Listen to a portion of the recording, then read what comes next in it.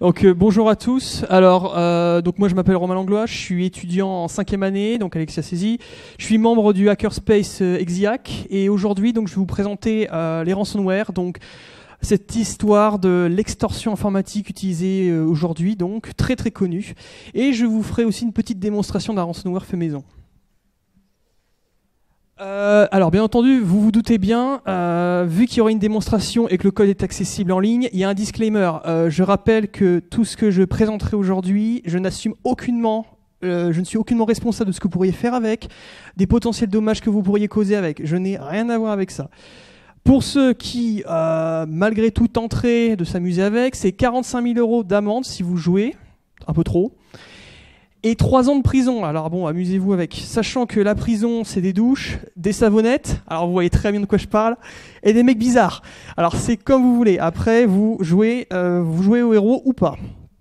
Alors, donc pour vous parler donc des ransomware, donc je vais commencer déjà par redéfinir quelques terminologies sur les ransomware. Je développerai ensuite un peu plus l'histoire liée aux ransomware. Je donnerai quelques détails sur les types de ransomware qui existent aujourd'hui, quelques chiffres pour voir un peu comment ça a évolué. Les scénarios d'attaque qui sont majoritairement utilisés pour propager les ransomware. Des détails techniques en fait sur le ransomware que je vous présenterai. La rubber ducky, donc c'est cette petite clé USB là, rapidos. Je vous montrerai rapidement ce que ça fait. Je ferai donc la démonstration et je vous expliquerai comment se protéger. Alors, au niveau des terminologies, premièrement, qu'est-ce qu'un ransomware? Ok, je sens que c'est peut-être débile comme question, mais il faut déjà se remettre dans le contexte. Un malware, de base, c'est un logiciel qui a pour objectif en fait, de prendre le contrôle d'une machine et d'en soutirer des informations, d'en voler. Ça, c'est le principe même du malware. Le ransomware, lui, est dans une autre optique. On est là pour en fait bloquer l'accès à la machine et donc extorquer de l'argent. On est vraiment dans cette optique-là, on extorque de l'argent, contrairement au malware de base. Alors malgré les ransomware, donc il y en a deux grands types. Il y a les locker ransomware et les crypto ransomware. Les locker ransomware, d'où leur nom, se contentent simplement de locker la machine. Il n'y a aucun chiffrement en fait qui se produit. Par exemple, ils vont locker votre accès à Internet, ils vont locker votre accès à votre disque dur, à votre operating system. Enfin, bref, c'est le principe du locker ransomware, mais vos informations sont toujours accessibles, c'est ça qui est très important.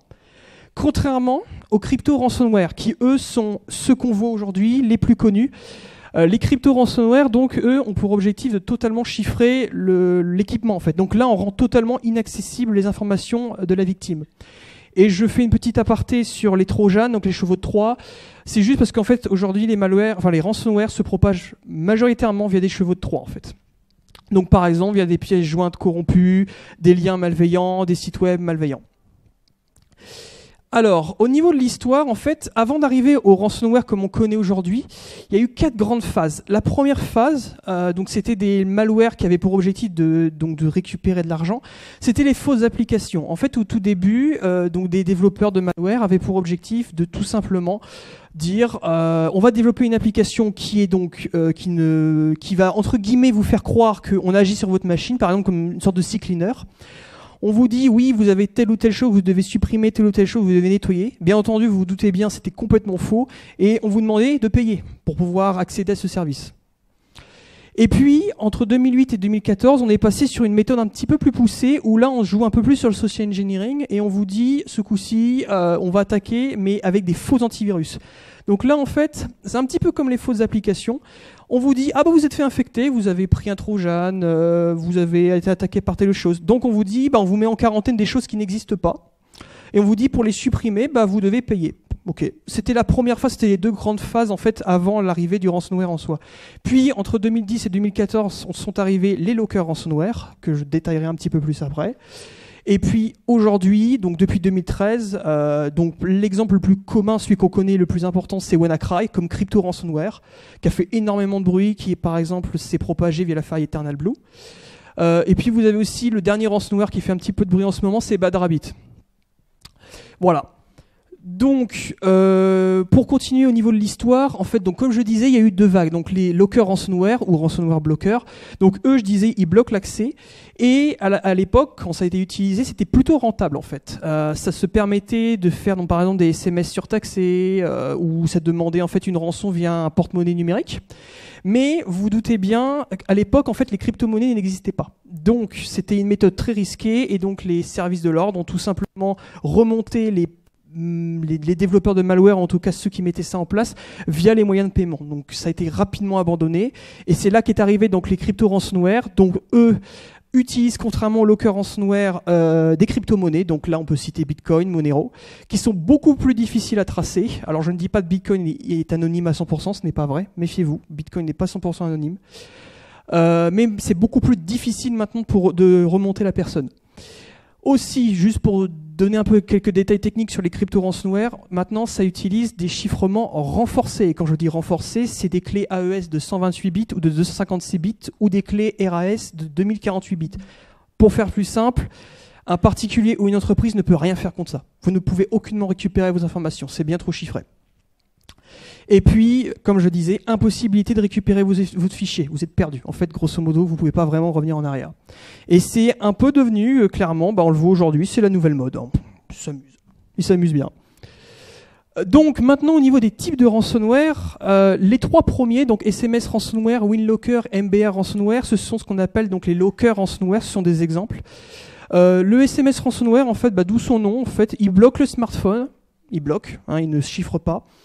Il affiche un message et vous demande de payer un SMS surtaxé pour pouvoir débloquer le truc.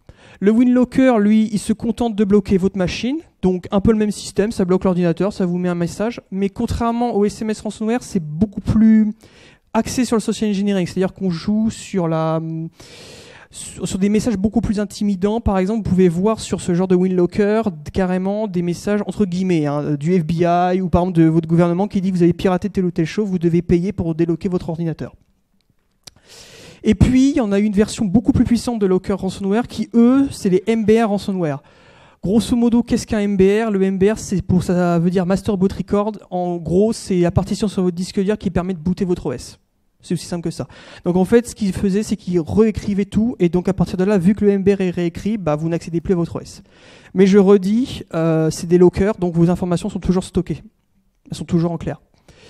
Et vint la fameuse époque des crypto-ransomware, ici les file encryptors. Alors les file encryptors, c'est ce qu'on connaît aujourd'hui. Chiffrent les fichiers, c'est les ransomware actuels donc, et certains file encryptors que comme, j'ai un doute, WannaCry, il me semble que WannaCry le fait, à vérifier.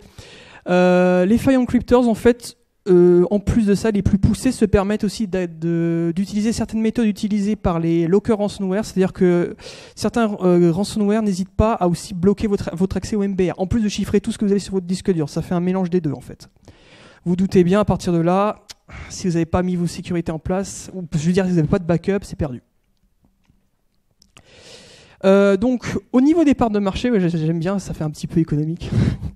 En fait, il y a eu 4 grands... Alors ça, c'est les chiffres de 2015-2016. C'est les plus grands ransomware qui ont vraiment fait du bruit. Il y en a 4. Les 4 principaux, c'est TeslaCrypt. Donc là, on peut voir quasiment 50%. CBT Locker, Creehulk et Skater. À E4, c'est 80% du marché à ce moment-là. Pour donner aussi quelques exemples, les pays les plus impactés par ces ransomware, c'est l'Inde, la Russie, l'Algérie, le Vietnam, le Kazakhstan, les États-Unis et l'Allemagne, par exemple. C'est les plus impactés. Et il faut savoir aussi que les ransomware ont eu tendance à évoluer, en fait. C'est-à-dire que là, on voit les chiffres. Le premier cercle, donc on voit complètement à gauche, là, ce sont les chiffres qui datent de 2014-2015, si je ne m'abuse, c'est ça. Donc on peut voir donc les ransomware attaquent principalement les particuliers et 7% les entreprises. Et puis, juste un an plus tard, c'est-à-dire là, le cercle complètement à droite, 2015-2016, vous voyez que la part des entreprises a doublé, en fait. Pourquoi ? C'est tout simplement les réalisateurs de ransomware se sont rendus compte que c'était beaucoup, beaucoup plus rentable d'attaquer des entreprises que des particuliers. Juste un exemple, quand vous attaquez une grosse entreprise, par exemple un hôpital, et qu'il n'y a pas de sauvegarde, ils sont fucked up, quoi. Donc en fait, ils sont obligés de payer pour tout récupérer. Et à partir de là, je vais donner un exemple. Kaspersky a annoncé qu'une boîte avait payé $500 000 pour récupérer ces informations. Ce qui fait énormément d'argent, donc vous vous doutez bien que le gars qui a développé ça, il est content. Et puis aussi, il y a aussi une petite tendance, c'est que voilà, il y a beaucoup de ransomware, vous pouvez le voir, il y en a énormément. Et ça commence à créer une sorte entre guillemets de mafia entre les développeurs de ransomware. Ils sont en train de se battre entre eux pour essayer de récupérer les parts de marché. C'est vraiment devenu un véritable business en fait. Alors maintenant, je vais vous expliquer un petit peu comment on attaque une machine avec un ransomware. Enfin, c'est majoritairement les attaques utilisées. Premièrement, en fait, on envoie un mail. Souvent, ça se produit comme ça. Donc, le mail, il bypass l'anti-spam. Donc la victime reçoit le mail, la victime clique sur un lien malveillant ou en tout cas télécharge une pièce jointe malveillante. L'antivirus, vous doutez bien, échoue. Le malware donc s'exécute, se connecte sur un CNC, donc un Command and Control. C'est un serveur qui est détenu par le Black Hat. Le ransomware se met donc à chiffrer les informations de la victime. À partir de là, quand c'est chiffré, on demande la rançon. Et puis ensuite, et c'est ça que c'est très grave, c'est que le ransomware essaie de se propager sur le réseau. Bien entendu, ce n'est pas que les seuls scénarios d'attaque, il y en a d'autres. L'un des plus puissants, c'est les scénarios d'attaque par faille 0D. Donc c'est des failles qui ne sont pas encore connues, qui font énormément de dégâts. En fait, la faille 0D, vous prenez les 4 premières étapes, vous les retirez. Il n'y a même pas besoin, vous bypassez les 4 premières étapes et vous attaquez déjà la 5e. Il y a aussi d'autres failles.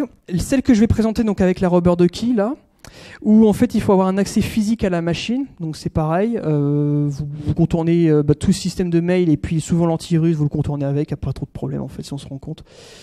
Et puis une dernière attaque, c'est quand votre machine est déjà infectée en fait. Le simple fait que votre machine soit déjà infectée par un botnet par exemple, un réseau zombie, donc il est facile donc pour le détenteur du botnet de vous infecter et de vous rajouter un ransomware par-dessus.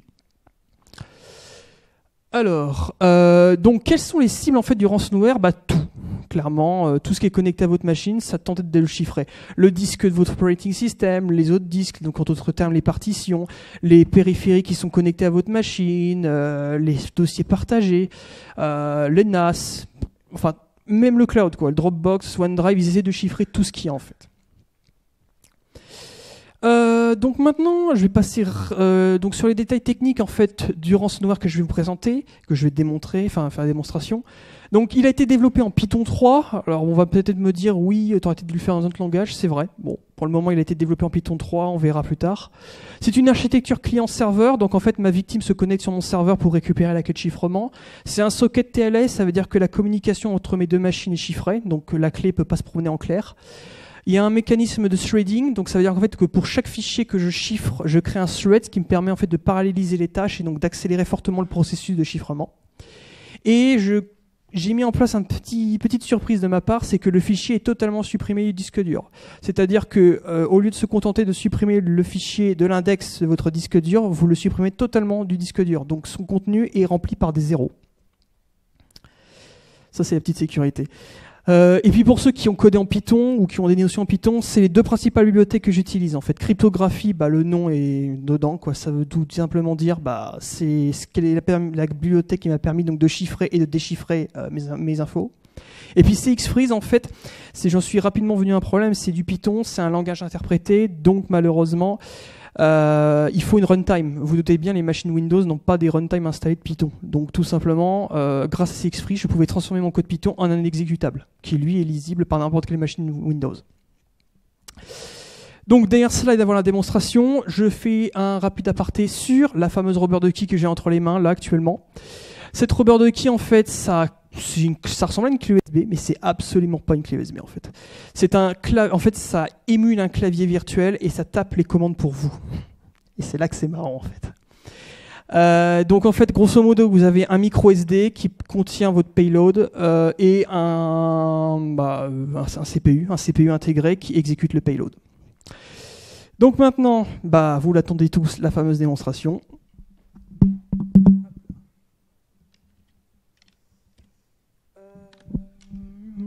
Alors, je vais juste sortir de là.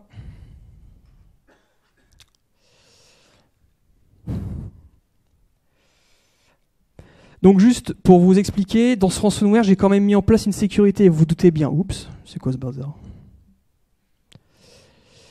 Hop là. Voilà.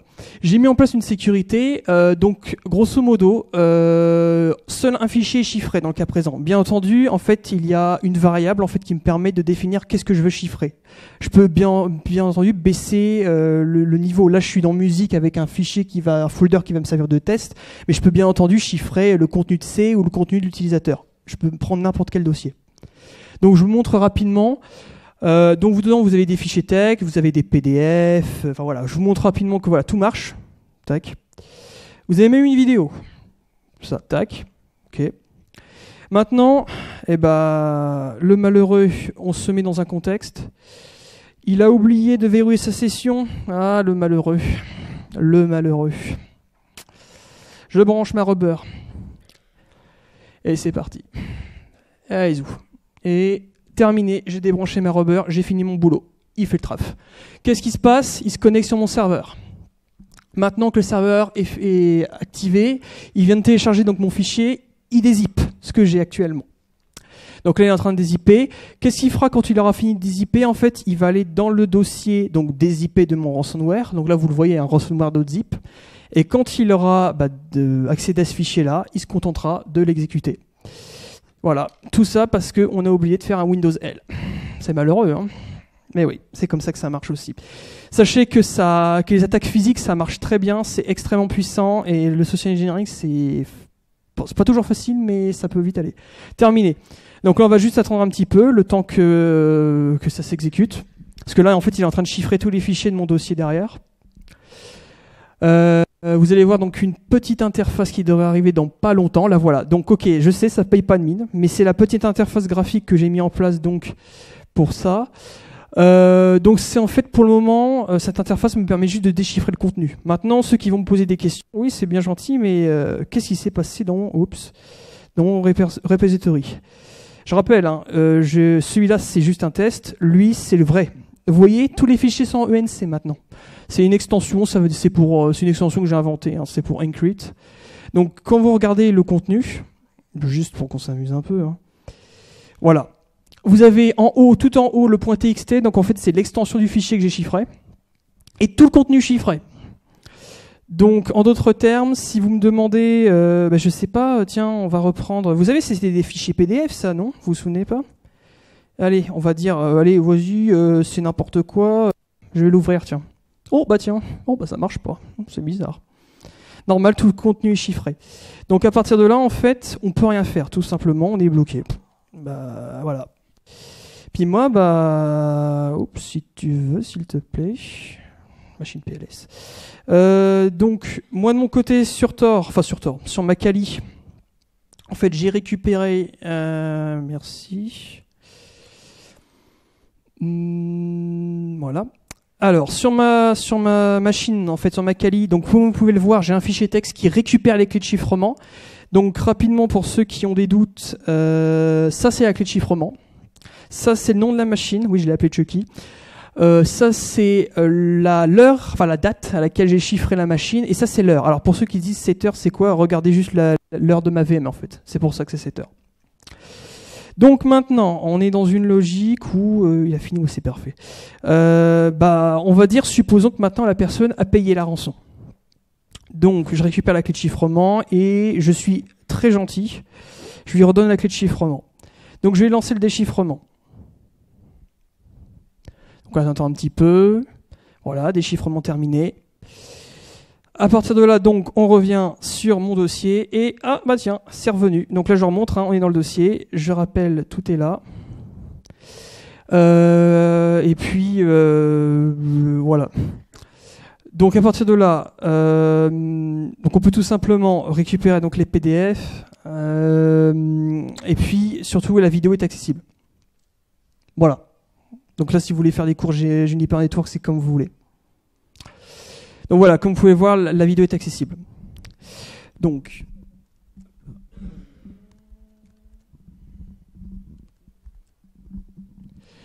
voilà, donc là voilà la démonstration. Donc vous avez vu à quel point c'était pas mal. Enfin, c'est vraiment pas dégueulasse. Donc au niveau des améliorations, vous en doutez bien, il y en a quand même quelques-unes. La GUI est pas du tout adaptée pour le moment. Il faut que je mette en place le système de Bitcoin qui va avec. Il y a donc le mécanisme de paiement donc avec le hidden service sur Tor et puis le wallet Bitcoin, si possible, ou Monero, peut-être plus plutôt Monero.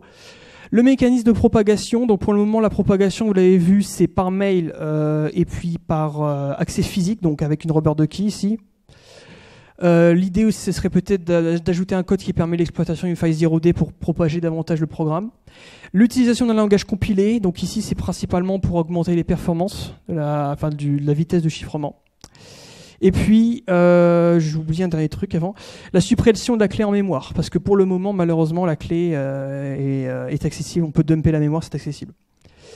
Si vous voulez, donc, c'est là je reviens sur mon disclaimer, le GitHub il est là. Donc si vous voulez accéder au code source, vous amuser avec, c'est là. GitHub, c'est l'Exiac, donc le hackerspace, projet ransomware.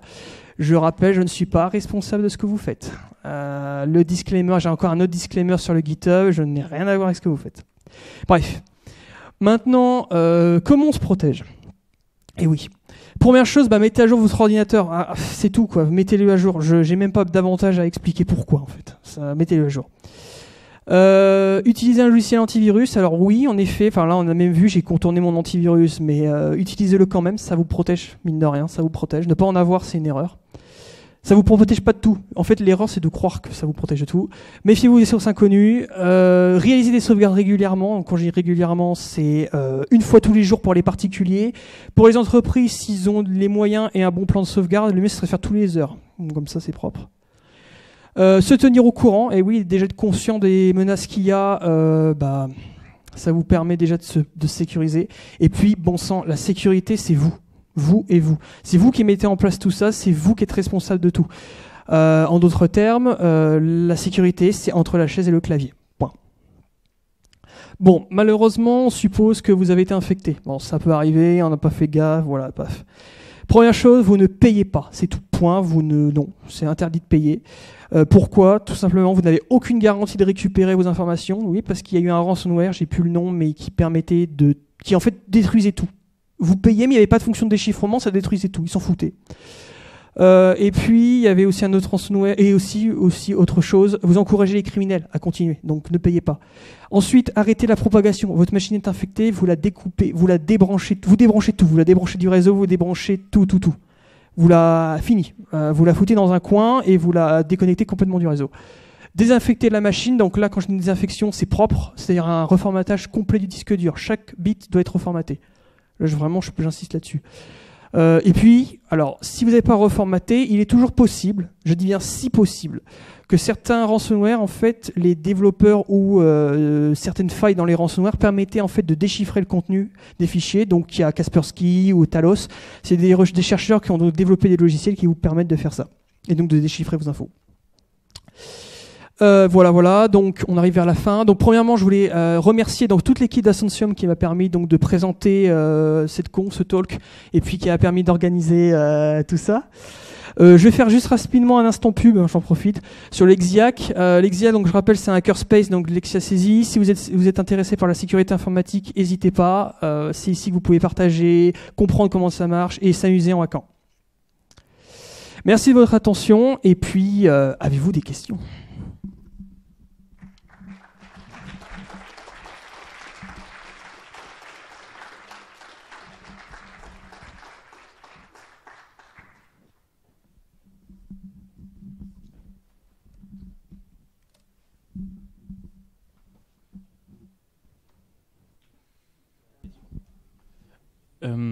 Est-ce que tu as calculé le temps de cryptage ? C'est-à-dire, par exemple, j'ai un serveur de 10 Tera, en combien de temps Non, malheureusement, là, je peux pas te dire parce que en fait, j'ai vraiment fait que sur des petits tests. Là, hein. Clairement, c'est pour ça que je te parlais de langage compilé parce que je pense que Python, dans ce cas-là, doit vite terminer et doit plus être utilisable. Donc, franchement, je peux pas te dire. Là, j'ai pas fait de benchmark de ce côté-là. Et les autres ransomware ça prend du temps. C'est pour ça qu'en fait, certains ransomware se cachent quand ils font le chiffrement. Le plus important, c'est éviter d'utiliser trop de CPU à la fois. Parce qu'une trop forte utilisation de CPU, ça va finir par attirer un souci. Enfin, ça va tilter. C'est pour ça que ça se cache. Le mieux, c'est de se cacher. On exécute doucement, mais on le fait sérieusement. Et en arrière-plan. Comme ça, personne ne voit rien. Et ça se fait.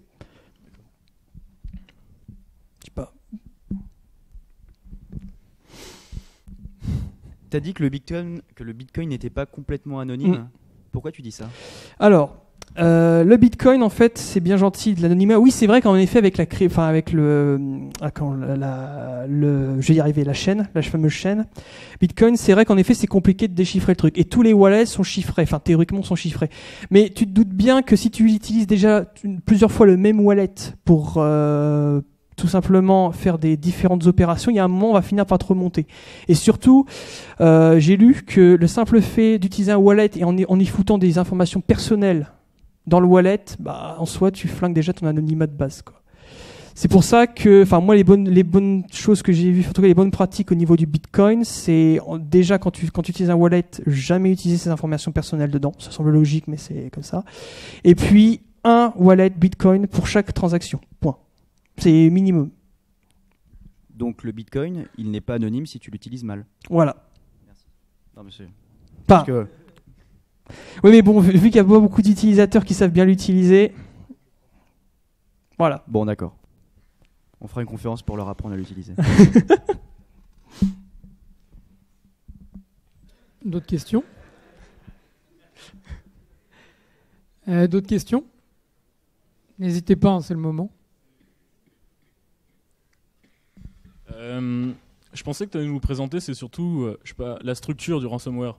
C'est-à-dire, demain, toi, tu as voulu en créer un ransomware, tu commences par quoi? Alors, déjà, ouais, ok, c'est vrai, je comprends. Première chose, quand tu développes un ransomware, c'est comprendre les bases de la cryptographie de base. Donc, que ce soit les algorithmes de chiffrement asymétrique comme les algorithmes de chiffrement symétrique. Le ransomware que j'utilise, ouais, c'est vrai, j'aurais pu le développer. C'est un algorithme de chiffrement AES avec une clé de 128 bits. Et là, pour l'envoi de clés, donc comme on a pu le voir entre mon serveur et puis ma victime, c'est du chiffrement asymétrique avec socket TLS, c'est d'une clé RSA. Je crois que c'est du 2048. J'ai pas de sûreté, mais je crois que c'est ça. Ok, donc oui, alors la cryptographie, première chose. Et puis après, il faut aussi se renseigner sur comment faire comment fonctionnent les crypto-monnaies aussi. Il faut se renseigner un petit peu là-dessus parce qu'il faut être capable d'héberger ton service sur Tor pour cacher tout. Et puis ensuite, mettre en place son système de crypto-monnaie pour essayer de récupérer les rançons sans se faire détecter. C'est les principaux éléments qui me viennent là tout de suite à l'esprit. Après, je l'ai fait surtout par curiosité en fait. J'ai vu un site web qui en parlait. Il montrait rapidement un bout de code, comment faire. J'ai fait une première version, parce que ça c'est la V2 que je vous ai présentée. La V1, ça me donnait juste une idée de comment ça marchait. Et puis quand j'ai fait la V2, j'ai complètement amélioré tout en fait. Mais je me suis vraiment basé là-dessus. J'ai compris avec une première V1 comment ça fonctionnait dans les grandes lignes et j'ai amélioré avec l'expérience que j'ai acquis de la première version.